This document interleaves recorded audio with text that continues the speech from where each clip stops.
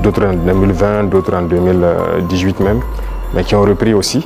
Et tout ça, ça contribue donc à cette croissance-là. Et nous poursuivons dans ce sens. Et actuellement, si vous voyez par exemple le secteur minier, la tendance du gouvernement, c'est d'exploiter notre or nous-mêmes. Donc il y a des mines qu'on vient de reprendre le contrôle et on continuera à reprendre le contrôle petit à petit ou à co-exploiter avec les sociétés qui sont déjà là. Parce que la règle c'était quoi? Quelqu'un vient, il prend le permis, il l'exploite, 10% au gouvernement et le reste c'est pour lui. Et d'ailleurs 10% on n'a pas de contrôle. Donc tout ça, actuellement on est en train de reprendre le contrôle vraiment pour s'assurer qu'est-ce qu'il sort de notre sous-sol et prendre aussi une part importante. Donc tout ça contribue donc à la croissance économique, vu aussi les initiatives qu'on a lancées dans le domaine agricole. Beaucoup d'autres spéculations ont été donc financées et ça permet en tout cas une bonne croissance. Mais pour moi le plus important c'est quand souvent le ministre des Finances apporte les chiffres. Il dit bon c'est très bien, mais j'envoie quelqu'un, va au marché, tu vois, c'est qu'on appelle Anampa Moré.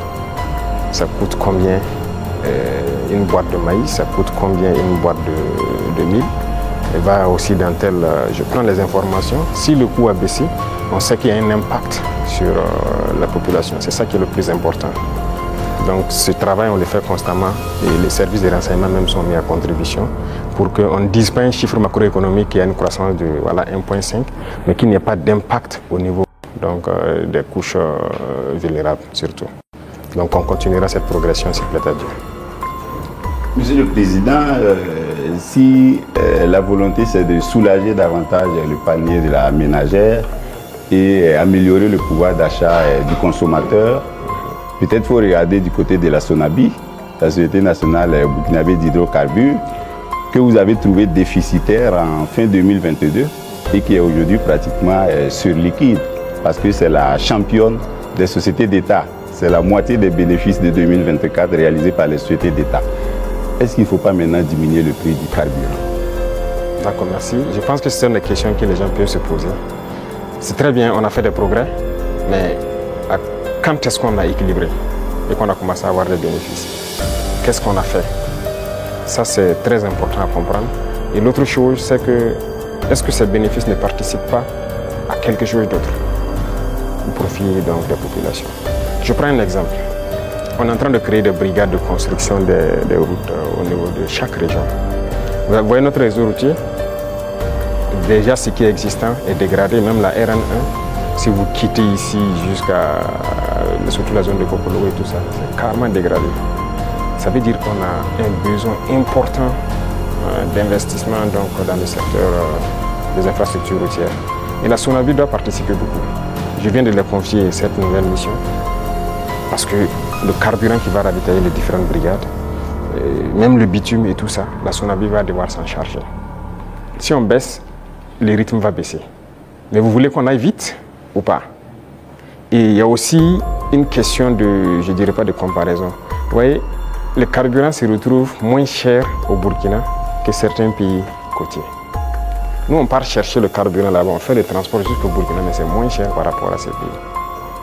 Vous pouvez expliquer ça? Si on doit monter à leur niveau, on fera beaucoup de marge. Et là même, je peux vous dire qu'on pourra bitumer beaucoup plus de routes qu'on le pense. Mais on garde toujours comme ça parce qu'on veut aller vite. Aujourd'hui, vraiment, il faut remercier le peuple et les amis du Burkina Faso. Beaucoup de gens contribuent par exemple la façon mais bon, pour embellir les villes, pour faire les routes et tout ça. Mais à un moment donné, le gouvernement aussi, d'abord a commencé par financer, on va devoir financer pour que le rythme continue. Donc c'est une symbiose entre nous et le peuple. Et je pense que s'ils comprennent l'effort qu'on fait, là où leur argent part, les gens doivent comprendre que bon, on peut rester sur cette ligne. Quand on atteindra un objectif donné, on va pouvoir baisser. Ça c'est logique. Personne ne va être riche et vouloir que ses enfants vivent dans la misère, si je peux dire ainsi. Donc les richesses seront partagées, mais nous avons du retard. Et on doit rattraper le retard. Tout de suite, par exemple, je vous disais qu'on ne peut pas continuer à payer l'équipement militaire, il faut qu'on produise. Et pour produire, vous avez besoin de construire des usines. Vous n'irez pas quelque part demander un prêt pour construire une usine de ce genre ou quoi. Non, personne ne va vous donner ça. Même les équipements qui constituent même l'usine, personne même ne veut vous vendre. Donc ça, c'est à l'interne. Il y a beaucoup de choses qu'on fait. On ne vous donnera pas de prêt pour ça. Et regardez tous ces équipements de façon merveilleuse, quoi. C'est combien de milliards? C'est pas le prêt de quelqu'un. C'est l'argent du contribuable. Donc ce sont des choses, nous-mêmes on a souhaité, pour aller vite.